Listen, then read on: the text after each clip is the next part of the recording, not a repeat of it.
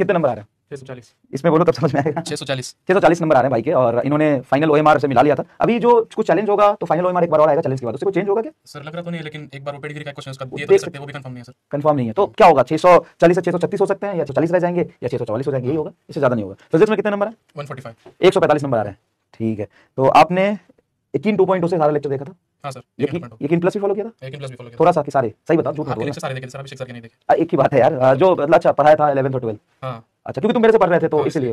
अच्छा, मतलब मेरे लेक्चर सारे देखे थे। सारे देखे। क्वेश्चन प्रैक्टिस कहाँ से किया था? Question practice sir errorless book की थी। अच्छा, और नोट्स से? बीएम शर्मा नीट वाली वो की थी। अच्छा, और क्वेश्चन क्लास के क्वेश्चन सारे नोट्स बनाए थे? हाँ, नोट्स सारे बनाता था। सारे नोट्स किए थे? सारे नोट्स बनाए सर। अच्छा तो क्वेश्चन प्रैक्टिस इन्होंने किया था थोड़ा, सारे नोट्स करने के बाद समय मिल जाता था तुम्हें? मिलता था सर। हैं? हाँ। कितने बजे सुबह उठते थे? 4 बजे। 4 बजे सुबह उठ के पढ़ने लग जाते थे? हाँ। और शाम को? शाम को 10 बजे सो जाता था। अच्छा, तो जितना क्लास में पढ़ा देते थे उससे सारे सवाल हो जाते थे? हाँ सर, हो जाते हैं? थे। मतलब कुछ एक दो नहीं होते थे उनको, एक दो तो क्वेश्चन कहीं से भी कुछ भी हो सकता है। तो क्लास में जो कंटेंट हमने पढ़ाया था, नीट 2025 का पेपर कर पाए तुम उससे? हाँ, और जो कुछ 4-5 क्वेश्चन छूट गए थे वो घर आके किया तो हो गए सर, टाइम की वजह से नहीं हुए उधर। अच्छा। वो भी हो जाते उधर। अच्छा, तो इनका कोई ड्रॉप नहीं है? सब लोग पूछ रहे हैं कौन सा ड्रॉप है तुम्हारा, तो ये बता दो क्या तुम्हारा केस है थोड़ा सा। मतलब मेरा 12th के साथ ही हुआ है। हाँ। मैंने फॉलो किया 2.2 किया था सर। लक्ष्य नहीं देखा तुमने? नहीं। उसके मतलब पीछे कुछ रीजन subject तुम्हारा, में- इसके पीछे रीजन ये नहीं है कि लक्ष्य से पे इसको भरोसा नहीं था, इसके पीछे रीजन ये है कि आप महाराष्ट्र से हैं।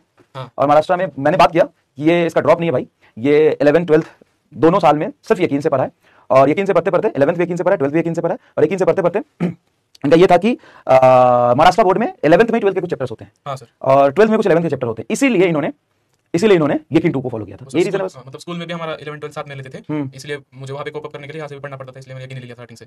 अच्छा। हाँ। क्योंकि उसके 11th में कुछ 12th कौन से चैप्टर आते हैं वैसे? अभी 11th के वेव्स और एसएचएम 12th में है। हाँ। और 12th के भी कुछ है, मतलब मैंने अलग से पढ़ा ही नहीं है सर, कभी साथ में पढ़ा, पता नहीं।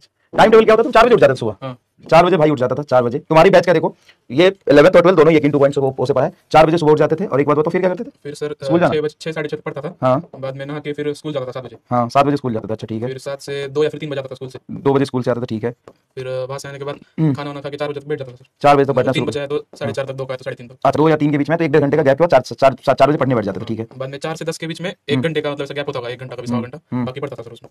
गैप में पढ़ते थे, बहुत बढ़िया। और फिर सुबह 10 साढ़े 10 बजे सो जाते थे, फिर सुबह उठ के पढ़ते थे। हाँ। 2 साल लगातार ऐसे मेहनत की आपने?